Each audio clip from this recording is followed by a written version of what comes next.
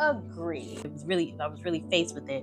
I ain't doing it. So if I had a supernatural boyfriend who can pull trees from their roots, I wouldn't let him do all the fighting for me? Like, girl, bye. Wine and Spines. Hey, bestie. Welcome back to the cafe. If you're new here, I'm Alora, and this is Aloras, our imaginary Parisian book cafe here on YouTube. Welcome to episode 1 of Wine and Spines, where we gossip, talk, and rant about all things bookish. I got my gossip glasses on. I'm ready to go. Today's topic, I'm reacting to your bookish hot takes. Yes, I'm tipsy. Yes, it's the afternoon. Yes, I don't care. Let's get into it. But first, please like, share, and comment, and get me out of this YouTube desert. Get me out, please. Okay, our first take is, I want more female MCs. The girl bosses are fine and all, but it's book after book. Give me someone who wants love and is soft and kind.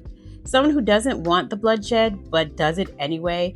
A MC that lets people protect her, and she takes warranted criticism and advice. I struggle to find any fantasy with this type of female main character. I agree.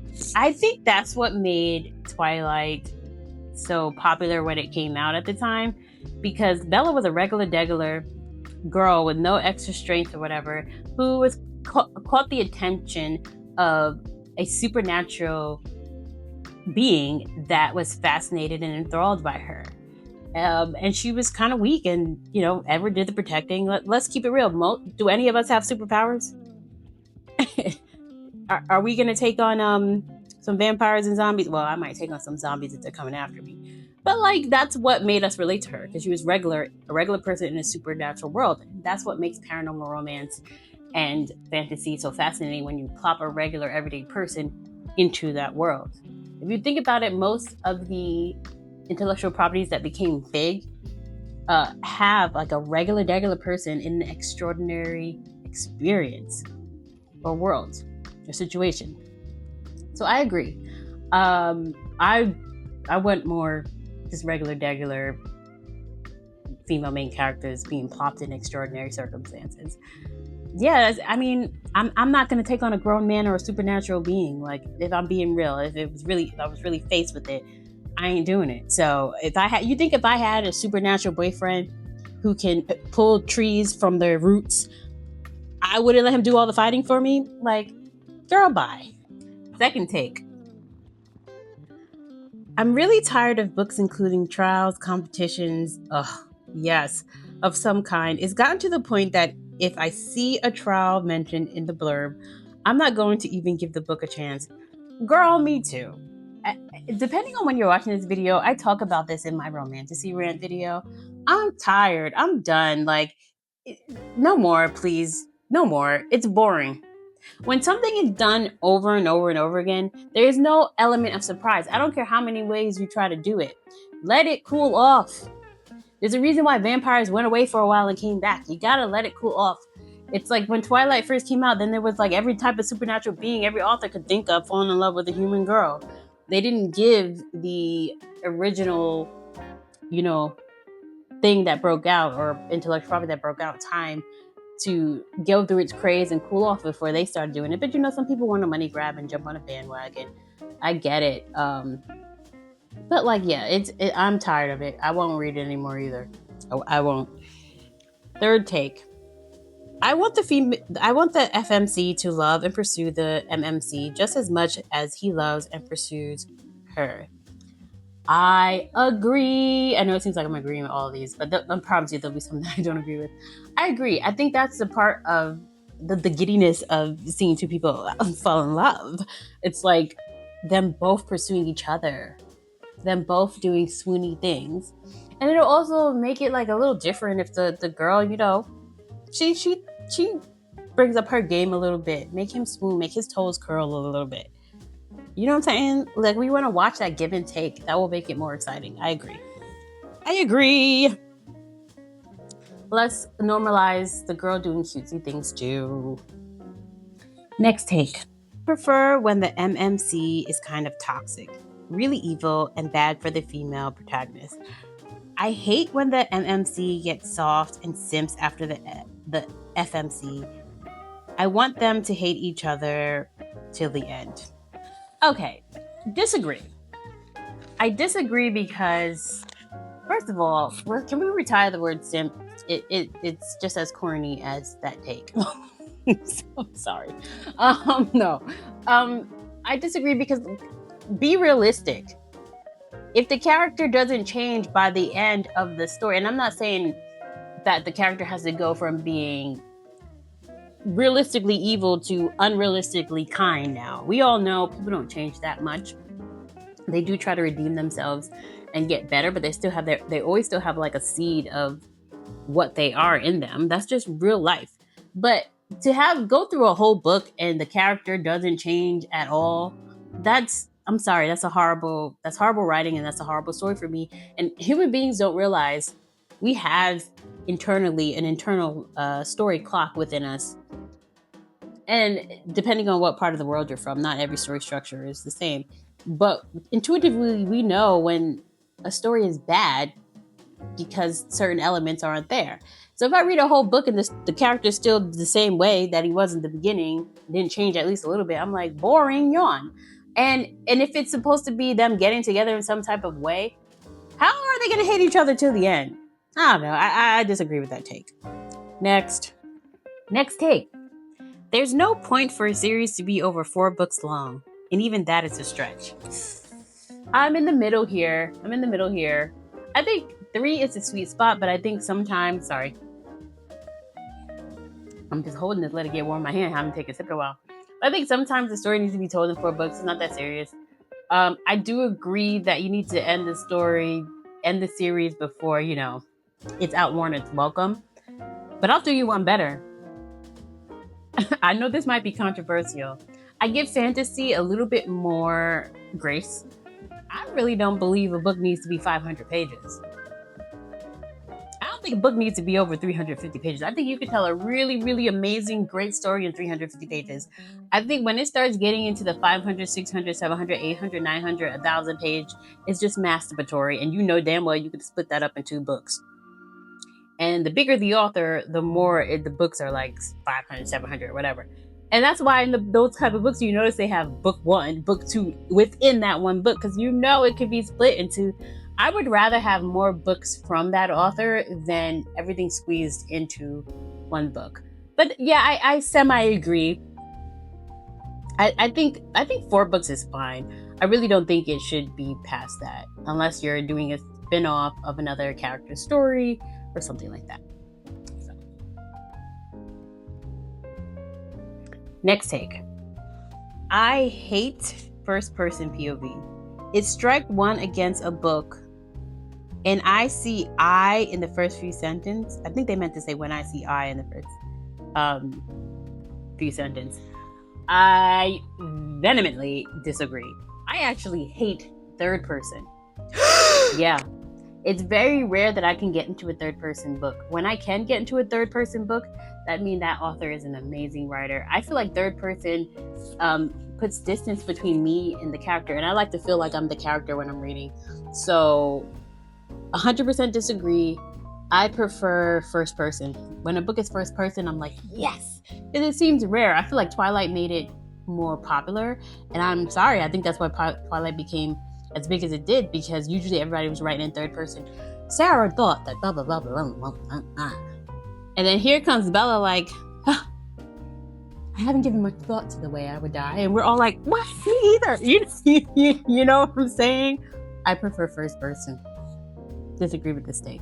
Yeah, I'm really getting tipsy. I'm not even gonna lie. It's too early for this wine, but I love it. I'm reveling in it. Normalize getting tipsy in the afternoon, because I don't really drink like that. So, and I love this series. Let me know if you think I should do more. Next take. I want my heartstrings pulled. I want this relationship to be real. In high, tense situations, it's hard to have a relationship. I want to be shown how hard it is. It's hard to get a nice balance when writing a relationship, so I want it done right. Agree 100%. And I'm actually working on my debut fiction novel. And even though it's a contemporary paranormal, I miss paranormal romance. I want it back. Even though it's a contemporary fantasy or paranormal romance, I do still take the steps. Even though he's a supernatural creature, I take the steps for them to fall in love like a regular two humans would. I agree. I want to yearn again. Spice is great, but I want to yearn again.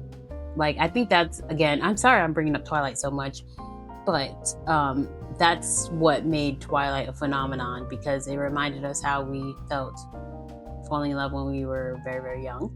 And it made us yearn. I'm sorry, anything that makes anyone yearn is a winner. It's gonna sell. It's gonna sell. Remember, Alora Poe said that this day, if you make people yearn, whether it's men, women, because men can yearn too. If your character's falling in love can make men and women both yearn at the same time because it feels real, like this take said, you're gonna sell a lot of books. And I will add also, plot is important. But you can have tell me if you guys disagree with me or not. You can have the craziest plot that makes no damn sense, but if the characters are real and grounded and really developed really well, you will read about them just drinking coffee and doing the stupidest things, and the book will still sell well. I'm telling you guys. I'm telling you. Anyway, I agree with this take. I want to yearn again. I like spice and stuff. I'm not sure if I'm too much of a smut person, but I like spice. But I would say I like to yearn over smut. Yeah. So agree. I hope y'all poured a glass of wine too. I hope y'all don't let me drink alone. I hope you're drinking your wine. Anyway, next take. Too many people get hung up over whether something does or does not make sense. I treat each book like its own universe, whether it's serious, high fantasy, epic, or cheesy, little barely fantasy rom-com standalone. I just buckle up and go along for the ride, and I try to enjoy it for what it is. Plot holes? Fuck it. Duke's Ex Machina? Great. Problems have been solved. Sudden and unexpected character changes? Cool. I'll roll with it. Is it corny as hell? As long as the story is entertaining, I'm game. I kind of just spoke about this when I was talking about, like, if the characters are good, no one gives a shit about the plot. I think when you go into any book, you have to suspend your belief. I think the issue becomes when either the author's voice gets injected into the exposition, or it's just something really, really, really ridiculous for the world that it takes the person out of the story. I think that's why people are like, oh, that don't even make sense. You know what I'm saying? But yeah, I think mostly I agree, kind of. When you go into a book, you have to suspend your belief and just roll with the punches. It's just like, I can talk about this because it's not the book world. I'm writing a book. I'm an author, so I stray away from talking bad about books. I just won't talk about a book if I don't like it, because this industry is small and authors are your co-workers. You should not go around like slamming their books. But since this is a TV show, Cobra Kai. I love Cobra Kai. I was a little too young. I mean, I caught Karate Kid later on because I think I wasn't born when the first one came out. Or I don't remember. But as I was watching Cobra Kai and just discovering that intellectual property, there were certain things where I was like, who was holding grudges over karate still in the early, and now it's from the 80s? You know what I'm saying? But I suspended my beliefs and I went along for the ride. And I was just like, okay, guys, but like, you mean it's just karate? I kept screaming at the screen, it's just karate. But I suspended my belief and went along for the ride. And I think that's what this person is saying. You have to suspend your belief when you're going into stories. You just do. Y'all, the wine's getting low and I'm getting tipsier. For real. Okay, next take. It's okay if the MCs don't fuck it. in the first book. 100% agree. I feel like after the sex scene, I kind of like, it's kind of, wait, I don't want to be too crass. Okay, tell me if you feel this way or not.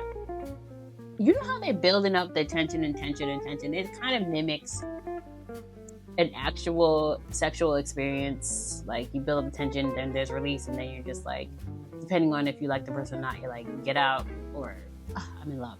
So when you're reading that in a book, when they actually do it for the first time, you kind of like, it kind of like you kind of release too, and you're just like, close the book, I'm done. Unless they build that tension up really fast again, meaning like, okay, because I'm not opposed to them having intimacy in the first book, but only if you separate them immediately again. You know what I mean? And then it builds that tension up, like, oh my god, when are they gonna do it again? Like, oh my god, they're separated. Like, you know what I mean? So, but I don't mind. I really do not mind if it takes them like a book or two or three to screw. I agree. Next take. Oh Lord, y'all, this one is long-winded. Okay. This is a controversial one.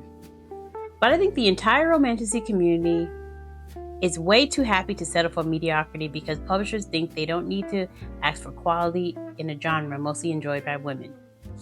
But I don't know about painting the whole romanticy community with the same brush. Like, anyway, it's just silly fun. It's perfectly fine, but don't rate it 5 stars because that sets the bar too low for those of us who want romance that respects our intelligence. I also think part of the problem is people who are happy making some ridiculous monthly reading count without actually absorbing the content.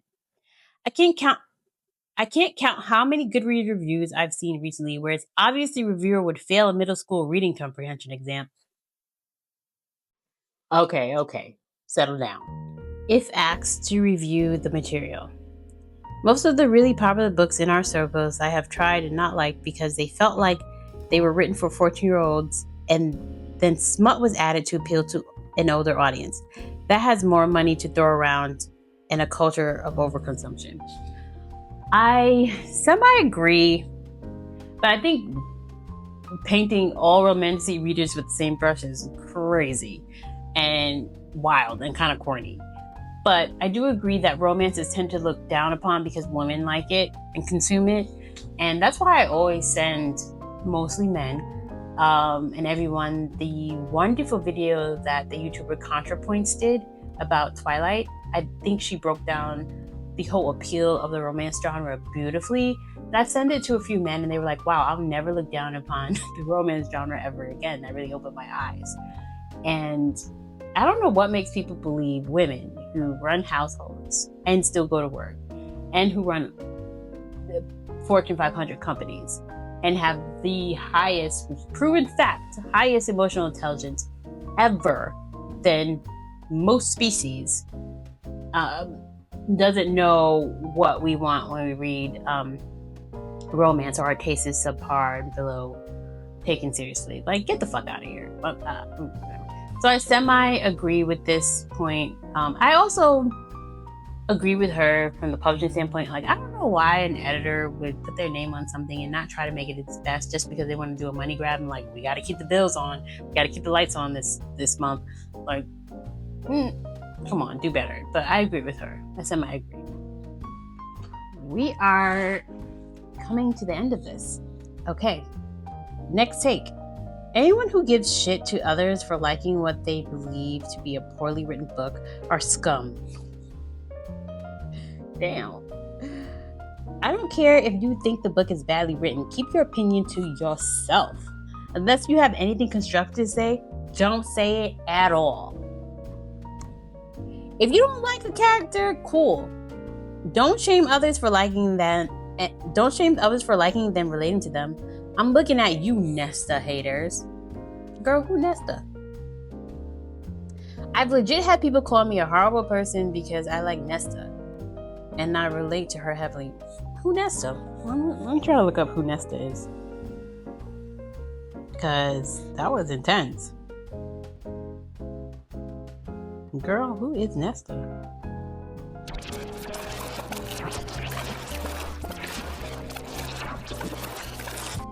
I can't find a bitch. Can somebody please tell me who Nesta is? I can't find her. Somebody please tell me who Nesta is. Anyway, moving on. It clearly this person is hurt. I do disagree with yucking other people's yum.